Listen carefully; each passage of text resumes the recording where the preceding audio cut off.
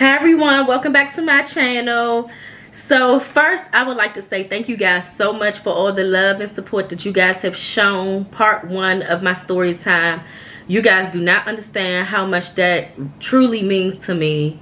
And those words of encouragement, I mean, if you text me, if you DM me, just thank you so much for watching, subscribing. I really appreciate it. And before we get started, can you like, comment, and subscribe? Hit that notification bell so you guys can get notified when I upload videos. So as you guys can see, I made me a little crab boil today.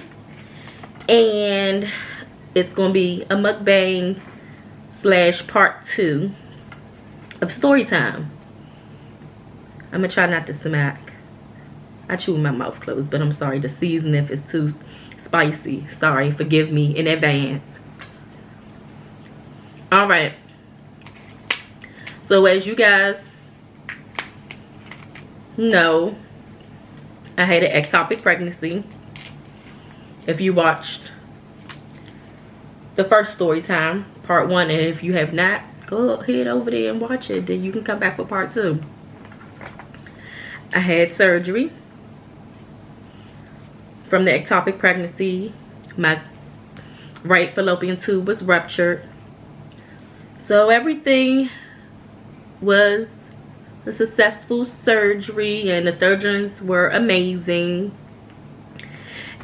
And I was able to recover pretty quickly. But I just, of course, took it day by day and just let my body relax and take its course. So, fast forward. Came back on my menstrual cycle. And my husband and I wasn't preventing anything. Like, I wasn't on birth control or anything like that. So, we were just like, you know, when the time is right, we'll be able to conceive and have another baby. 6 months later, guess what, y'all? I got pregnant. So, of course, the surgery was November 7th, 2021. I ended up getting pregnant in June, sometime around June. I took a pregnancy test on Father's Day. Told my husband, guess what, babe? We're having a baby. Oops. Ew. We was excited, but we were nervous because what happened prior to the pregnancy, the ectopic pregnancy and the whole surgery and what happened. So got pregnant, was happy, but not too excited. Like I said, not too excited because I'm very nervous. That's just natural. If you just went through something traumatic like that, you're gonna be nervous. So I'm making a big mess. Maybe, what was it? Maybe like three weeks after I found out I was pregnant, guess what? I had a miscarriage. But what happened was I kept going back and forth to the doctors to check my numbers to see if they were doubling, and they were doubling the way that they were supposed to. So they was just like, oh my goodness, what happened? Come to find out, they said, I want you to go get an ultrasound done to see what's going on, because they have to check me so closely and look and see what's going on because of what happened with the ectopic pregnancy. So I went to go get an ultrasound, and they didn't see a baby sac. No baby sac. I'm like, oh my goodness, here we go again. So they like, but the good thing It's not another ectopic pregnancy, but I don't understand what's going on. So they was like, the only thing I can think of, you having a molar pregnancy. I said, what is a molar pregnancy? It's pretty much a tumor without a baby. So it's technically no baby. And your stomach start to grow like it's a baby in there, but it's really not a baby. So I'm like, oh my goodness, here we go again. A molar pregnancy, ectopic pregnancy. What the heck is going on? I was just like, you know what? I'm done. I'm gonna be honest. I was just like, I'm done. I'm over it. So my uncle recently passed away. And his funeral was on a Friday. I found out about the baby not being in my sack on that Thursday, the day before his funeral.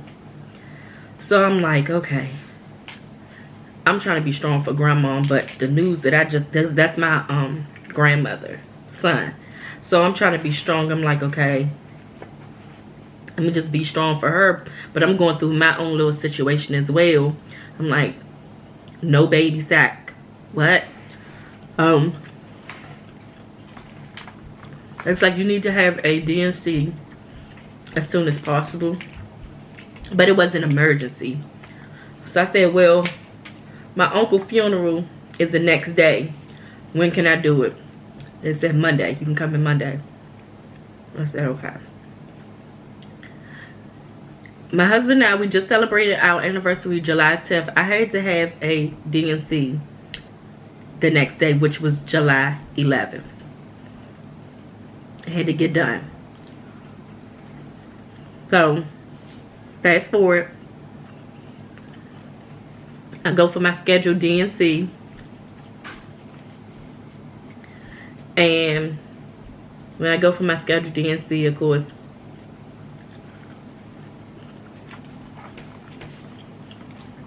they check and see if it was really a molar pregnancy, just to confirm a molar pregnancy. They said I'll get my results back within a few days if it was a molar pregnancy or not. Or a week, something like that. So I go home after surgery. I'm just thinking, oh my goodness, molar pregnancy, because Google, it make you start panicking and just thinking all negative type of things. So did my research on molar pregnancy. And molar pregnancy, from a little bit of information that I know, it can turn into cancer. So that's why you have to continue going weekly, I believe it's weekly, to your OBGYN so that they can check the numbers and make sure that your HCG level is back to 0. Because if it's still high, that means it could be a sign of cancer. So I'm just like, here we go again. That's crazy. So my doctor called me back a week or a few days later, and then he said, well, the good thing, you did not have a molar pregnancy. It was a normal miscarriage. I said, thank you, Jesus. Like I said, that molar pregnancy is no joke. So I was like, okay, what's like another miscarriage? I don't get a break, y'all. I do not get a break. I thought this was the time that I was going to be able to, the second time that I was actually going to be able to carry the baby, but that didn't happen. So I had another miscarriage, y'all. This is after the ectopic pregnancy. So we lost 2 babies less than a year. And I'm very transparent. There's no front on the camera. The way like I said before, the way I'm on the camera is the same way I'm off. I'm very honest. I'm very transparent. So I'm just going to be very transparent with y'all. I'm nervous. I am nervous to conceive. I'm gonna be honest, I'm very nervous, so I need all the prayers because I'm scared. And we're not preventing anything right now, but at the same time, it's just like it can happen, but I'm just nervous of even conceiving. I know I'm very fertile now, but it's just about carrying a baby. And my doctor put me on progesterone. It pretty much thickens your uterus, excuse me, to hold the baby when you're pregnant.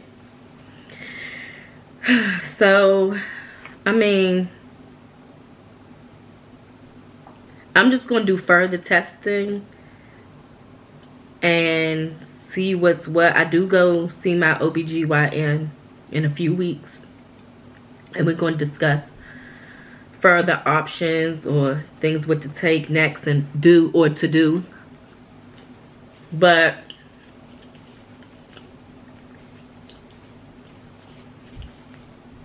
you know, like I said, I know it's going to happen. I know the promise of God going to happen. But it's just, I am nervous.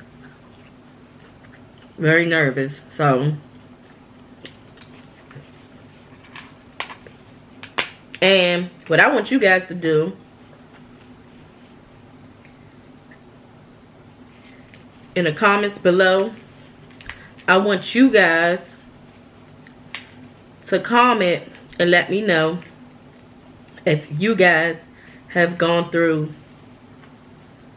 any miscarriages, infertility issues, have PCOS, stillborn babies, and we all just gonna come together and just pray together. That's all we can do. Come together and pray together. So I really, and actually, I just thought about that. I'm like, let's do that. Let's pray. Cause about babies. But of course on God's timing. So if you guys can please do that for me, I really appreciate it. But yeah, I'm really nervous, y'all. I'm so nervous. I'm scared. Because I don't want to just get my hopes up and another disappointment happen. Like even with this second miscarriage, I wasn't really, I'm not going to say I wasn't excited. Let me not say that. I was happy, but I was also cautious because what happened the first time. So I'm just a little more cautious. But it's just like, when? I'm in my 30s. And I'm just ready. We're ready. We waited long enough. But it's like, it's not our time. I got to realize it's not our time. It's God's timing for everything. And He had for reason. He have a reason. So I just have to keep processing that and keeping that in my head. My mind. Like, you know. So, I don't know. But the second miscarriage, like I said, I'm being very transparent with y'all. I have not cried yet. I have not cried. I don't know if I have processed it yet, or I was more like prepared myself because of what happened the first time, but I haven't cried yet at all. I broke down the first time with the ectopic pregnancy. Oh, I broke down.